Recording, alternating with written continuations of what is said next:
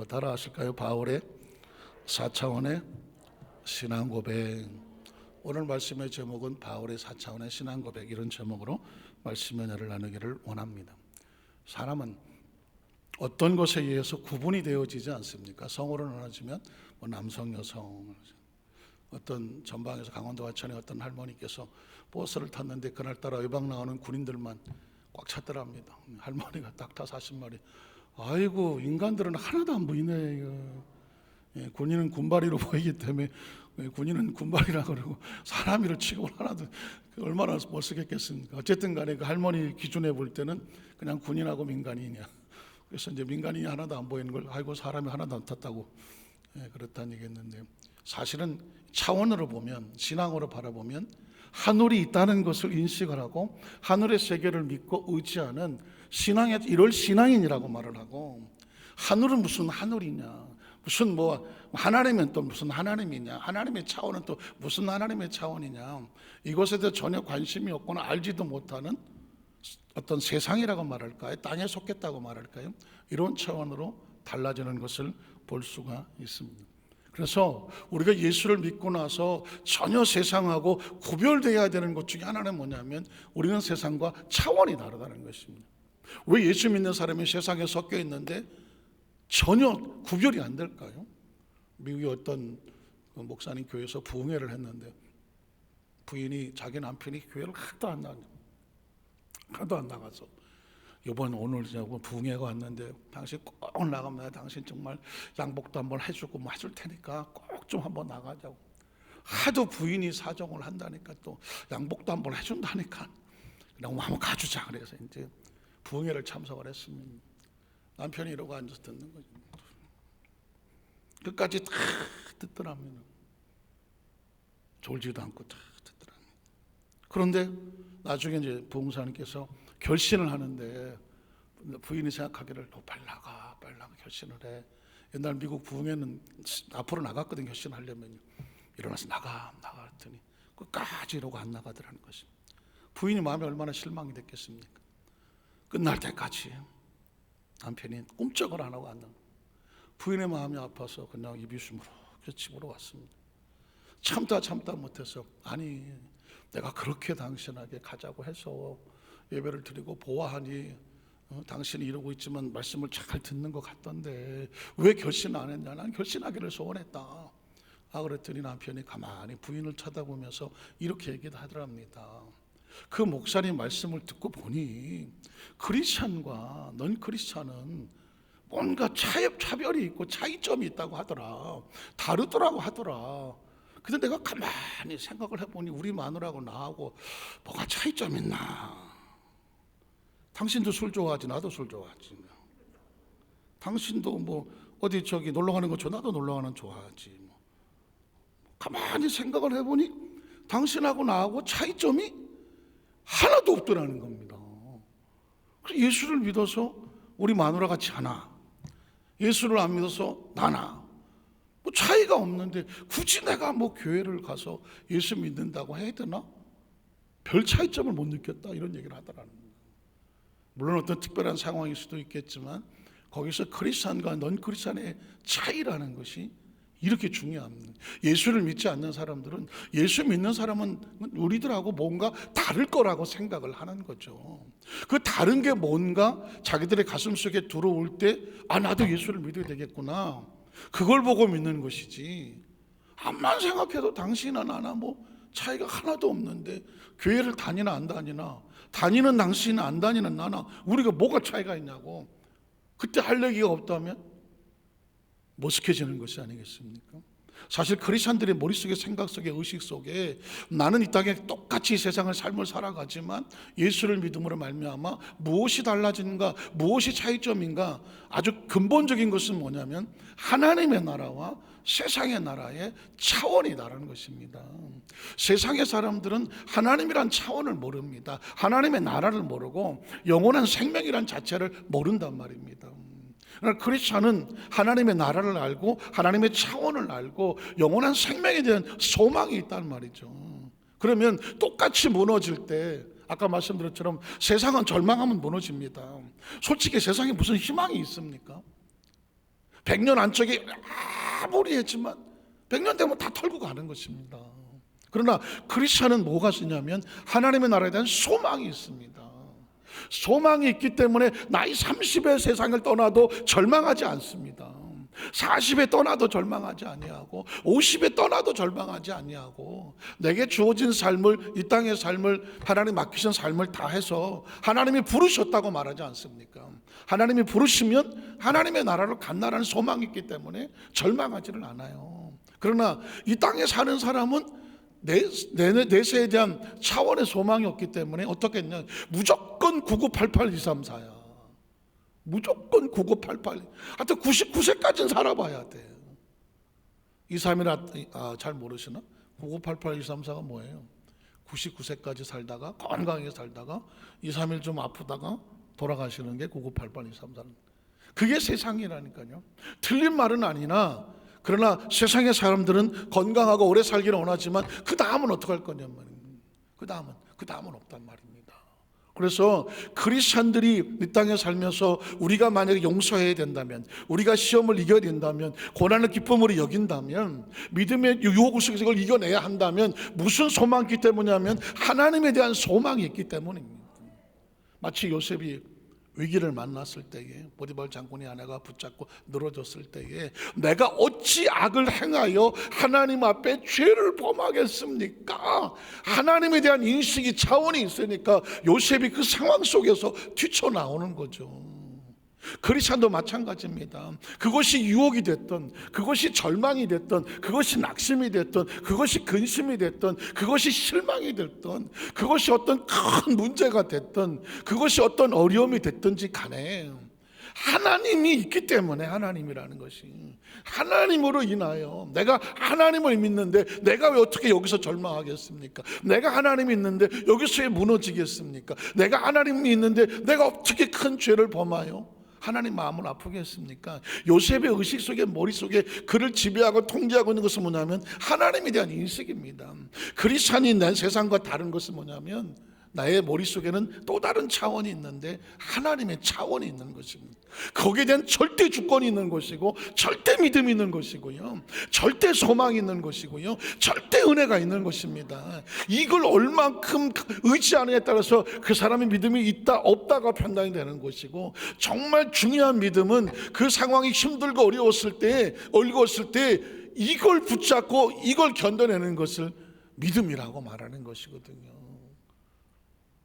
바울이라고 하는 이 믿음의 선배는 진짜 어마어마한 시련을 겪었고, 예수를 믿었다는 거 하나 때문에 사도행전 9장에 다메섹 도상에서 부활의 주님을 만나 거꾸로 져서 그 안에 하나님의 차원이 돌아와서 이제는 내가 복음 전하는 선교를 해서 살아야 되겠구나, 그렇게 작정한 이후에 진짜 머리통이 깨지고 뭐 태장을 맞고 뭐 불에 던져지기도 하고 막 사람들에게 온갖 고난과 막 모함을 당하고 법정에 서고 하는 이 고난 속에서도 바울이 거기서 타협하지 아니하고, 바울이 거기서 내가 잘못했으니까 목숨만 살려주시오, 내가 정말 모르고 그랬어 하고 도망을 치거나 한 것이 아니라, 제자들이 예루살렘 성에 가면 잡힌다고 말했지만 가지 말라고 막았지만 나는 내가 가고 싶고 간가기 싫어서가 아니라 복음을 위해서 그곳에서 내가 전해야 하리니 라고, 위기가 있음에도 불구하고 그걸 감당하고 감수하고 그거 있을 걸 아주 그냥 각오하고 거길 올라가더라는, 그렇게 움직이는 힘이 뭐예요? 하나님의 차원이라는 것이 그의 의식 속에, 생각 속에 있다는 것입니다. 저 김예미 목사님이 왜 자꾸 4차원이 어쩌고 하나님의 차원이 어쩌고 차원의 이야기를 하는가? 차원이 확실하지 아니하는 사람은 조금만 좋으면 할렐루야지만 조금만 힘이면 그냥 나가 떨어져 주저앉아. 왜? 이 나를 붙잡고 있는 차원의 의식이 없기 때문입니다. 여러분 보십시오. 뭐 그런 말이 있잖아요. 여자는 약하지만 어머니는 강하다. 똑같은 여자인데 뭐 여자는 약하고 어머니는 강합니까? 어머니에겐 뭐가 있나요? 어머니엔 뭐가 있나요? 돈이 있나? 뭐가 있어요? 모성애라는 게 있는 것입니다. 모성애라고 하는 것은 눈에 보이지 않지만 아이를 낳고 난 이상 그 속에서 엄청나게 새로운 차원이 열리는 겁니다. 자식에 대한 상상할 수 없는 에너지가 아주 그 본능적으로 그를 묶어서 자식이 어떤 위기를 만나거나 자식을 위해서는 자신의 생명을 내 던져도 아깝지 않은, 아니 그 위기를 포기하지 않는 그 엄청난 새로운 차원이, 여자 뭐 표현이 맞는지 모르지만 뭐 여성은 약하고 어머니는 강하다, 그냥 뭐 여성이 약하게 하겠습니까? 그렇죠. 어쨌든 어머니를 강조하다 보니까 그렇게 했는데, 어머니가 되면 상상할 수 없는 모성애라고 하는 것은 새로운 개념이 생기는 거죠. 그게 새로운 신분이 생기는 것입니다. 새로운 그 속에서 그를 끌고 가는, 자기가 뭐 머리로 알고 그렇게 하겠습니까? 순간적으로 아이가 어떤 위기를 만났을 때 이게 계산해 보고 살 확률이 있고 가망이 있나? 이거 내가 따져보고 거기에 대해서는 그게 움직입니까? 아니거든요. 이건 본능적으로 뭐 어떻게 할 것도 없이 그냥 순간적으로 가는 것입니다. 뭐 가끔씩 세계 토픽에 나오지만 자동차에 어떤 아이가 깔리니까 그걸 쳐다보던 애기 엄마가 순간적으로 쫓아가 차를 들어 올렸다는 상황이 있습니다. 그건 초자연적인 능력입니다. 그건 머리로 계산하면 절대 차를 못 듭니다. 승용차를 들어 올릴 수가 없습니다. 그런데 아이가 눈앞에 깔렸다는 걸 보는 순간에 눈깔이 뒤집히지 않겠습니까? 그때 계산이 되나요? 하나밖에 생각이 안 납니다. 뭐하러? 내 새끼를 살려야 되겠다는 겁니다. 무거운지 내가 힘이 없는지 계산이 안 되는 거예요. 그때는 무겁다 어쩌다 내가 힘이 없다가 아무런 계산이 없습니다. 오로지 저 새끼 살린다, 내 새끼 살린다, 내 생명이다, 저거 죽더라도 내가 죽는 게 낫다, 내가 들어 올린다. 그 엄청난 게 자기를 끌고 가서 들어 올린다니까. 제가 옛날에 동두천에 교구장 할 때 어떤 구역장님이 그러더라고요. 아이가 말을 안 들어서 지팡이를 들고 빗자루, 옛날에 우리 집 왜 그 옛날에 빗자루가 집에 있었는지 모르겠어. 하여튼 간에 나도 옛날에 빗자루를 엄청 맞았어. 왜 부모님들은 빗자루를 들고 덤비는 거야? 그 빗자루를 들고 한 7, 8살짜리인지 9살짜리인지 말을 안 들어서 두드려 팰라 했더니 이 아이가 이제 옥상, 옛날에 단층 집은요 가이당이라고 하죠. 가이당, 일본 말로 가이당이죠. 계단을 통해서 올라가면 위에 옥상이 있는 거예요. 그런데 이놈이 그 가이당, 이제 계단을 통해서 옥상으로 막 올라가니 쫓아가서 막 갔더니 내가 거기서 뛰어내렸어. 안 맞으려고 그냥 거기서 뛰어내렸어. 근데 자기가 빗자루로 그걸 잡았대. 빗자루로 아들을 자기도 모르게 뛰어내리를 딱 잡았어. 그리고 그 아이를 잡아서 떨어지지 않고 안고 내려왔다는 거예요. 제가 뭐 수십 년 전 사건인데 그 구역장님이 저한테 와서 목사님, 전사님, 제가 오늘 이런 일이 있었어요. 그러면서 아들을 막 때리러 올라갔다가 계단에서 지가 뛰어내렸는데 자기를 어떻게 걔를 잡았대. 그냥 어떻게 잡았는지 모르는데 그 아이를 왜 어떻게 잡았겠습니까? 살리려고 잡은 거예요. 잡아서 걔를 살렸다고 하더라고요. 지나간 사건인데 제가 이야기를 드린 이유가 뭘까요? 크리스찬들에게는 신앙이 뭘까요?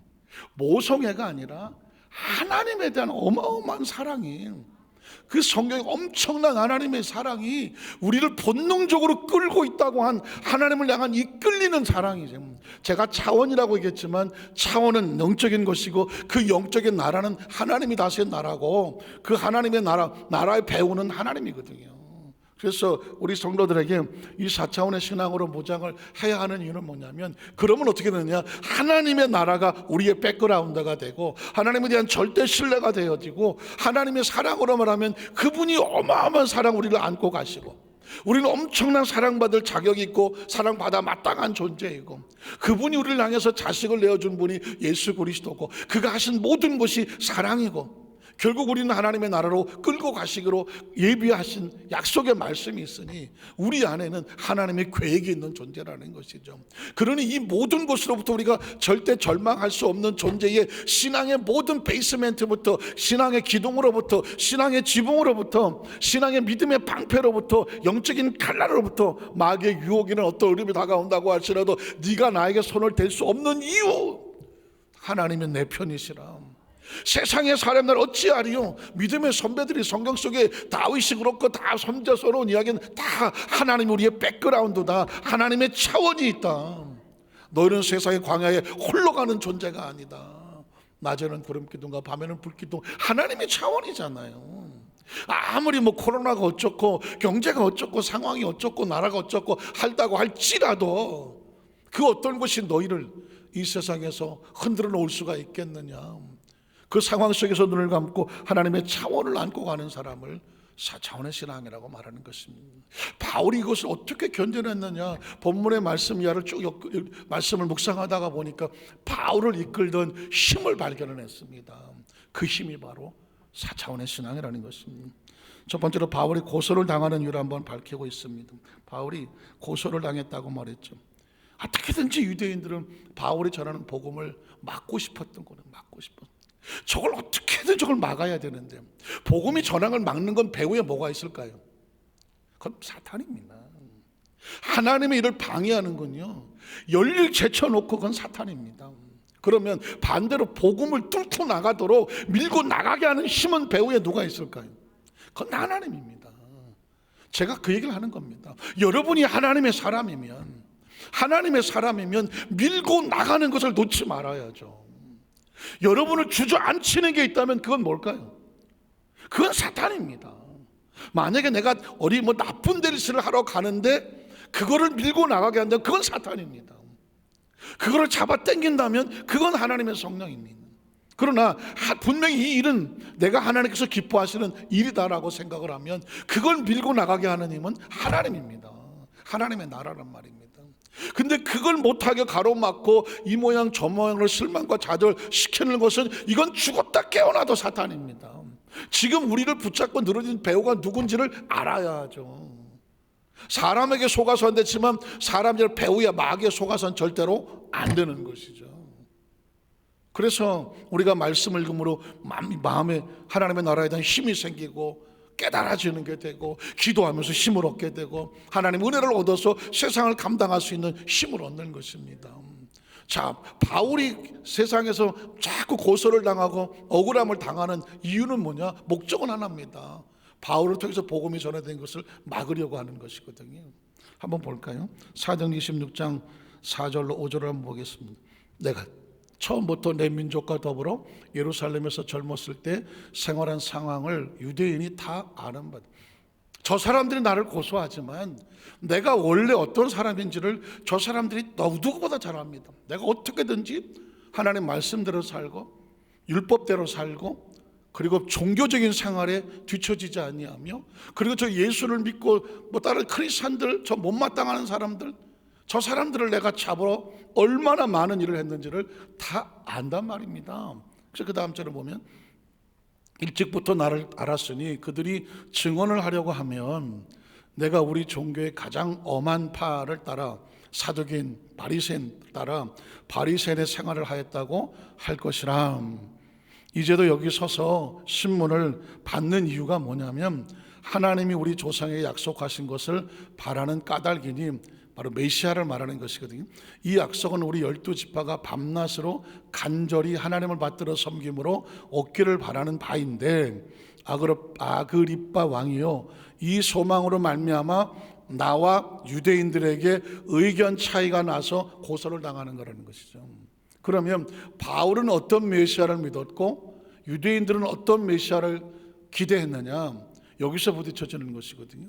자, 유대인들은 예수를 메시아라고 인정하고 싶지를 않았습니다. 이유가 뭐냐면 구약 성경 속에 내가 나의 사자를 보내요, 기름 부은 자를 보내요, 하나님이 보낸다고 생각을 했으니 하늘로부터 오는 사람은 어떻게 와야 돼? 하늘로부터 아주 직접 막 무슨 뭐 황금 마차를 타고 하늘의 천사를 이끌고 딱 봐도 이건 메시아야. 딱 봐도 저건 하늘에서 막 내려와. 그러니까 자기들도 인정하고 세상 사람들도 인정하는 그런 존재가 와서 유대인들 편에 딱 서서 유대인들을 식민지하고 있는 로마를 그냥 정복을 시켜버리고 그 땅에다가 유대인들을 다 세워갖고 자기들을 높여주기를 기대했어요. 지금도 사실은 유대인들은 이런 메시아를 기대를 합니다. 그런데 아니 이건 진짜 어쩌고리 언감생심 저 나사렛에 무슨 갈릴리 뭐 바닷가에서 고기나 잡고 뭐 낚시 뭐야 이게 목수나 하는 그 지역에 목수의 아들이 그것도 뭐 들어보니 뭐 결혼도 하기 전에 뭐 임신을 했다 뭐 이런 동정녀 어쩌고 하고 하니까 유대인들이 듣기에는 하나님이 어떻게 사람이 될 수 있느냐. 지금도 마찬가지 아닙니까? 만약에 복음을 전하다가 보면, 예수를 전하다가 보면 사람들이 뭐라고 말합니까? 예수님이 처녀 몸에서 왔다며. 뭐 하나님이 어떻게 사람의 몸으로 오느냐, 이걸 인정이 안 되는 거거든요. 왜냐하면 사람은 사람이고 하나님은 하나님이니, 하나님이 오려면 모든 사람이 딱 봐도 하나님이어야 돼. 그러니까 유대인들은 하나님의 아들 예수를 인정을 못하는 것입니다. 그러나 바울은 그 하나님을 예수를 인정을 못해서 같이 잡으러 다녔는데, 다메섹 도상에서 자기의 눈이 멀고 말에서 꼬꾸라 떨어지면서 음성을 들었는 거예요. 바울이 어떤 음성을 들었겠습니까? 바울은 요즘으로 말하면 하버드 뭐 케임브리지를 나온 사람이고, 종교적으로 따지면 가장 최고의 혈통과 족보를 가지고 있는 사람인데, 이 사람이 무슨 신비로운 체험과 무슨 어떤 이런 얘기를 하겠습니까? 가장 논리적인 사람인데, 근데 그에게 들려오는 것은 분명한 음성이거든요. 바울아, 바울아, 사울아, 사울아, 어찌하여 네가 나를 핍박하느냐. 이건 빼도 목 봐도 못하는 그 음성이 자기를 치고 있으니, 주여 누구십니까? 나는 네가 핍박하는, 꿈에도 몸서리 쳐지는 예수라는, 자기가 지금 예수 믿는 사람을 잡으러 가고 있는데 가슴이 철렁하게 무너지는 소리 아닙니까? 너는 내가 이방인을 위해서 택한 나의 그릇이든 저 하나님을 만나서 눈을 뜨고 나의 종이 되라는 것이죠. 이 엄청난 체험을 하고 나니까 바울은 이젠 차원이 달라졌습니다. 그전에는 메시아가 하늘에서 와야 되는데, 부활의 주님을 만나고 나니까 저 나사렛 목수의 아들이, 그가 죽었으나 부활하였으며 부활하신 주가 자신에게 찾아오셔서 영적 체험을 하게 하니, 이제 바울은 머리로 믿지 아니하고 지식으로 믿지 아니하고 율법으로 믿지 아니하고 자신에게 직접 체험한 하나님의 아들 메시아 예수의 음성을 들었으니, 자기는 이제 평생에 예수가 메시아라는 것을 목숨을 걸고 전할 수밖에 없는 존재거든요. 이 예수를 전하니 유대인들이, 그 만약에 바울이 전한 예수가 정말 메시아라고 생각하면, 그렇게 만약에 인정해버리면 유대인들은 누굴 못 박은 거예요? 메시아를 자기 손으로 못 박았으니 천하의 저주받은 백성이 되는 것이죠. 지금도 유대인들은 그걸 인정하고 싶지 않은 이유가 뭐냐면, 자기들 손으로 메시아를 못 박았다고 하면 스스로 자기를 믿는 하나님을 못 박은 존재가 되니까 그걸 인정하고 싶지 않은 것이죠. 그러나 안타깝지만 그들은 뭘까? 예수님 하시는 것처럼 예루살렘은 무너지고 돌에 돌도 하나 남지 아니하고 나라에 있는 이런 백성이 되어서 2000년 동안 디아스포라라서 전 세계에 흩어져 살고, 그나마 하나님의 은혜로 우리나라 독립할 때 비슷한 시기에 그 팔레스타인의 땅에 정말 거기서 정착을 하면서, 그 조그만 지역이지만 그냥 그래도 하나님을 섬기는 나라라고 하나님께서 그들을 지켜주셔서 그 엄청난 사막의 아라비아 땅에서 버텨내고 있지 않습니까? 그래도 전 세계에서 가장 막강한 민족으로 이스라엘은 지금도 버텨내고 있는 것은, 또 하나님께서 마지막 때 어떻게 쓰실지는 모르겠으나 중요한 것은 뭐냐면, 안타깝지만 그것에 예수가 없다는 것이, 그게 문제인 것이죠. 그래서 바울이 고난을 당하는 이유는 뭐냐면, 예수가 그리스도라고 복음 전하는 거, 이것 때문에 당하는 것입니다. 오늘 저와 여러분이 세상에 나가서 예수를 그리스도라고, 예수 믿고 천국 가시오, 예수 믿고 하나님의 자녀로 구원을 받으시라고 말하면 두 종류의 사람이 반응을 보입니다. 한 종류의 사람은 완강하게 반항하면서 덤벼들 것입니다.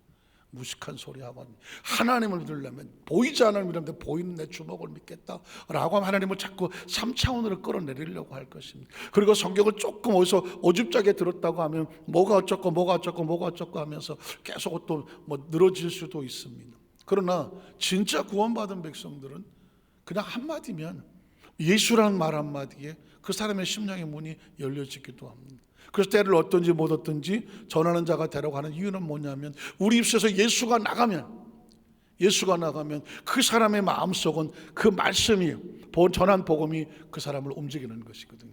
그러니까 혹시 복음을 전하시다가 그 사람이 예수를 안 믿어도 절대로 실망하고 절망할 이유는 없습니다. 우리가 말주변이 없어서, 우리가 무슨 복음에 무슨 실력과 무슨 뭐가 없어서가 아니라 복음 자체가 능력이거든요. 복음 자체가 능력이니까 던져 놓으면, 말씀을 전해 놓으면 그 말씀이 그 사람을 움직일 거고, 받고 할렐루야 하면 구원받은 백성이고, 믿지 아니하고 받아주지 아니하면 성경은 그냥 그 집에서 털고 나오라고 말하지 않습니까? 또 다른 곳을 찾아가면 된다고 말하는 것입니다. 자, 그렇다고 한다면 이제 두 번째로 예수가 그리스도임을 고백하는 바울의 4차원의 신앙을 보려고 하는 것입니다. 오늘 이 말씀은 우리의 마음속에 바울이 믿는 예수 그리스도의 신앙의 고백이 저와 여러분의 신앙 고백이 되어야 됩니다. 그래서 제가 바울의 4차원의 신앙 고백이라고 말씀을 붙였습니다. 사도행 26장 8절을 보겠습니다. 당신들은 하나님이 죽은 사람을 살리심을 어찌하여 못 믿을 것으로 여기나이까? 라고 말했습니다. 유대인들이 예수를 메시아로 인정하지 않는 이유는 그의 부활을 믿지 못하겠다는 것이고, 만약에 부활을 믿었다면 유대인들은 진짜 정신 바짝 차리고 막 엎드려 회개하고 난리를 치고라도 예수가 메시아라고 고백할 수밖에 없었죠. 예수를 메시아라고 인정할 수 없으니 그가 부활했다고 할지라도 안 믿는 거고, 절대 부활을 믿지 않는 것이죠. 그래서 잘못된 복음을 전한다고 바울을 고소하는 것이지만, 바울은 여기서부터 시작하는 것입니다. 당신들은 하나님이 죽은 사람을 살리심을 어찌하여 뭘 믿을 것으로 여기십니까?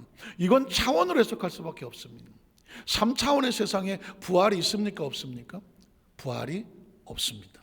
이 세상에 나가서 말해 보십시오. 부활을 얘기하면 미친놈 같다고 얘기합니다. 세상 사람은 죽으면 끝입니다. 그런데 예수를 믿으면 다른 차원이 생긴다니까요. 육신은 죽으나 그 부활에, 물론 예수님은 부활하셨지만 그 부활로 인하 이제 우리 영혼이 다시 사는 예수 부활, 내 부활, 예수 생명, 내 생명, 예수 천당, 내 천당, 예수 영생, 내 영생이 되는 것이거든요. 그러니까 예수님의 부활은 영생의 표적과 같은 것이거든요. 예수를 믿으려면 무엇부터 믿어야 되냐면, 하나님은 죽은 자를 살리신다.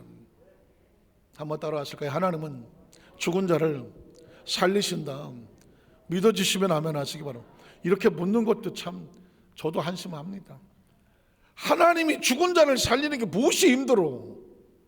그분이 우리를 만드셨는데, 아니 그분이 우리를 만드셨는데, 생명이란 단어를 아주 존재케 했는데, 생명의 원천이신데, 생명을 불어 넣어주신 분인데, 그가 우리를 살리는 건 일도 아니요.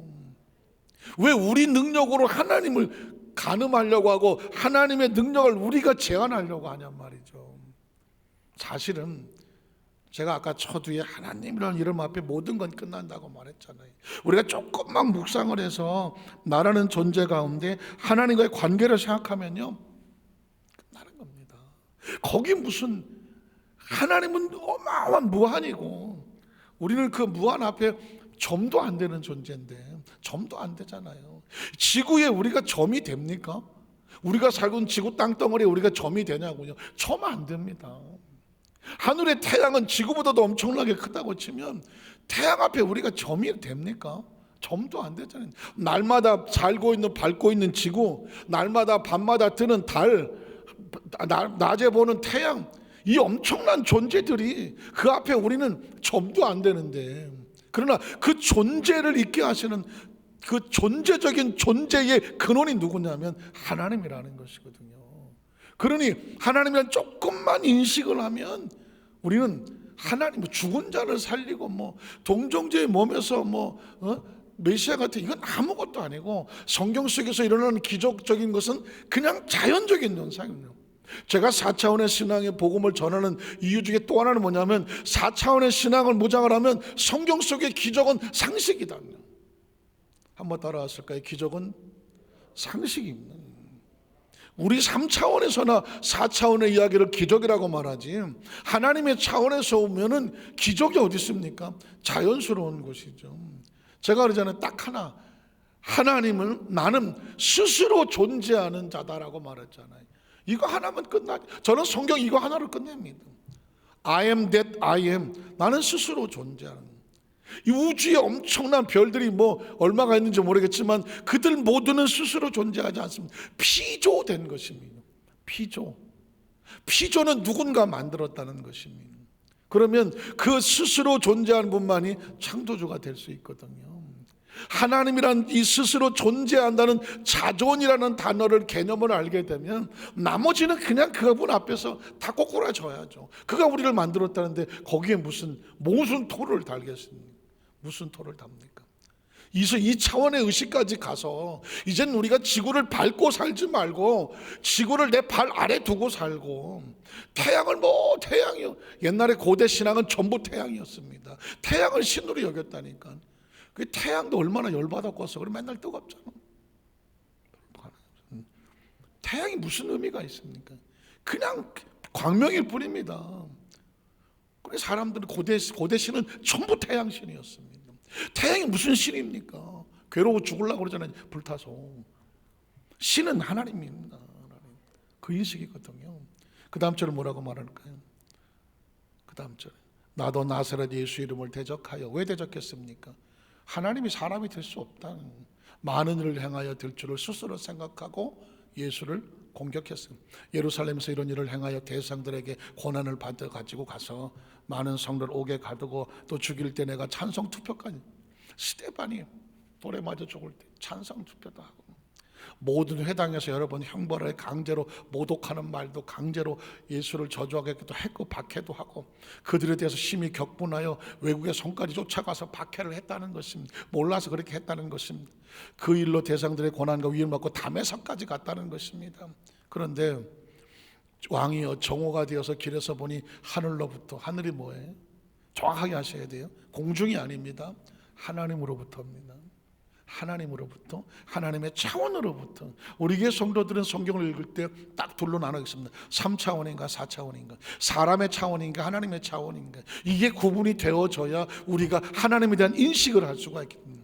하나님은 하나님의 차원이지만 이 세상에 필요한 자기 백성들에게 말씀하시는 하나님은요, 하늘로부터 해보다 더 밝은 빛. 이건 해 광명이 아니라 하나님의 차원에는 영광의 빛이 나와서 나와 내 동행들을 둘로 비추는지라. 우리가 다 땅에 엎드려졌습니다. 하나님의 거대한 임재 앞에 다 꼬꾸랄 수밖에 없으며 내가 소리를 들으니 히브리 말로, 하나님께서 알아들을 수 있는 말로 바울에게 말했다는 것이죠. 다음 절에 보니까 사울아 사울아 네가 어찌 나를 박해하느냐. 여러분 보십시오. 복음이 전파가 되는 것을 가로막는 것은 아까도 말했지만 배후에 사탄이 있으며 하나님의 일을 박해하는 것입니다.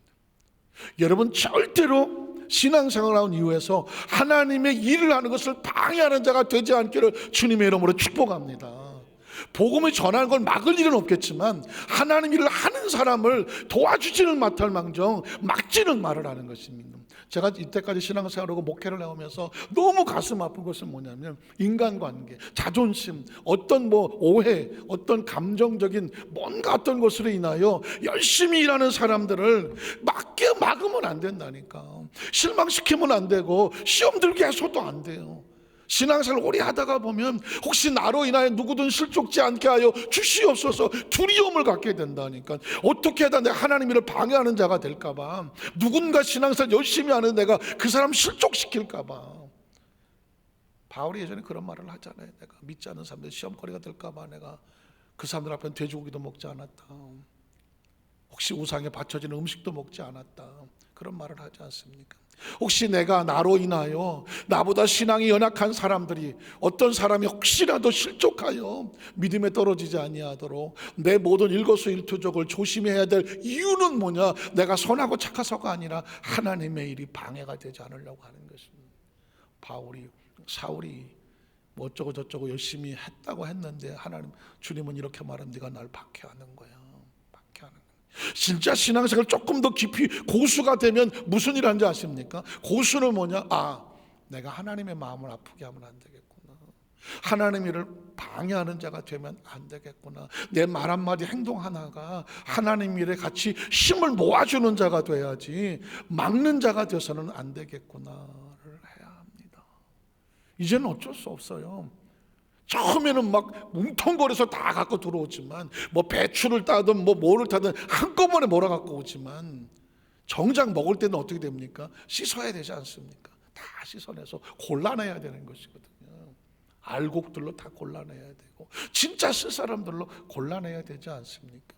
오늘 이 시대 속에서 어쩌면 하나님께서는 우리를 진짜 신앙인들을 골라내고 있는지를 모르겠습니다. 그렇다면 우리는 알곡이 되기 위해서 가로막는 자가 아니라 어떻게든 서로서로 돕는 자가 돼서 주인의 마음을 헤아리는 자가 돼야 해요. 가시채를 뒷발지 않게 네게 고생이니라.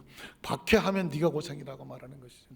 내가 대답하되 주님 누구시니까 주께서 이르되 나는 내가 박해하는 예수라는. 바울이 얼마나 고꾸라떨어졌겠습니까? 예수라, 일어나 너의 발로 서라. 내가 내게 나타난 것은, 사랑하는 성도들 보시죠. 나는 부활한 주님이고 너는 3차원에서 지금 담에서 도상을 가고 있는 사람일 뿐입니다. 그런데 그 하나님의 아들 예수 그리스도가 이 4차원에서 하나님의 나라에서 너에게 나타나실 땐 이유와 목적이 있는 것이죠. 하나님이 우리에게 나타날 때는, 말씀이 선포될 때는, 예배 가운데 임재할 때는 목적이 있는 것입니다. 그 목적이 뭘까요?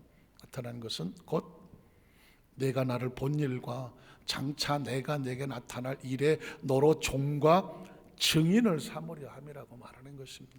예수 믿고 구원받은 성도들의 평생의 사명이 뭔지 아십니까? 하나님의 나라의 종과 그리스도의 복음을 전하는 증인인 것입니다. 그게 우리의 존재 목적입니다. 사업을 하든 뭘 하든지 간에 내가 뭘 해야 될까? 오늘 내가 뭘 해야 될까? 하나님의 일을 하십시오. 종이니까 주인이 기뻐하시는 것을 하십시오. 그리고 그리스도의 그 부활의 주님을 증거하는 증인의 사명을 감당하십시오. 바울만 그런 것이 아니라 우리 모두에게 그 사명이 있습니다. 크든 작든지 간에 각자의 삶의 현장 속에서 증인을 삼으려 함이니 이스라엘과 이방인들에서 내가 너를 구원하여 그들에게 보내요. 그 눈을 뜨게 하여. 눈을 떠야 하늘이 보입니다. 제가 4차원의 신앙을 말하는 것은 차원의 눈을 떠야 차원이 보이는 것입니다. 그들의 눈을 뜨게 하여 어둠에서 빛으로, 사탄의 권세에서 하나님께로 돌아오게 하고, 죄사함과 나를 믿어 거룩하게 된 무리 가운데서 기업을 얻게 하리라 하더이다. 계속 읽어 내려가겠습니다.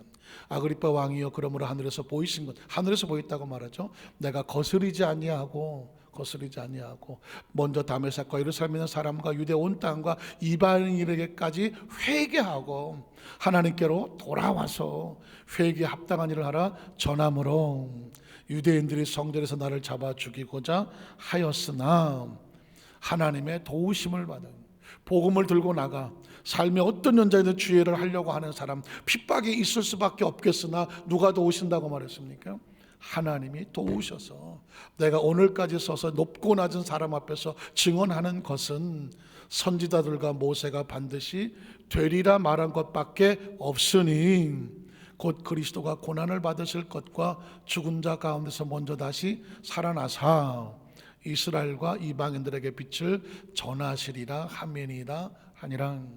말씀을 정리하기를 원합니다. 사랑하는 성도 여러분, 제가 오늘 마음이 말씀을 아까 찬양을 부를 때서부터 우리 성도들의 가슴 속에 오늘 주님께서 막 뜨겁게 외치시는 심령이 있어서 말씀을 제가 전하면서 정말 심령으로 설교하려고 애를 많이 썼습니다. 사랑하는 성도 여러분, 오늘 우리 아니드스 만삭교회 성도들이 평범하게 그냥 무늬만 그냥 늘 그렇게 하던 대로, 그게 아니라 진짜 오늘 바울이 고백했던 것처럼 내 안에 만난 예수 그리스도와 은혜와 은총이 있어서 어떤 핍박과 어려움이 있다고 할지라도 나를 통하여 예수 그리스도가 전해지고 증거되고 빛을 발하는 그 일에 내가 살아 숨쉬는 동안에 하나님 주께서 나를 쓰시는 일꾼과 그릇 끝까지 되게 하여 주시옵소서. 그러면 하나님의 도우심을 받아 하나님이 도우시겠다고 말씀했습니다. 오늘 여도수 만삭교회 성도들에게 그 하나님의 도우심의 은혜가 항상 함께 하시기를 주의 이름으로 축복합니다. 기도하겠습니다. 하나님 아버지 감사합니다.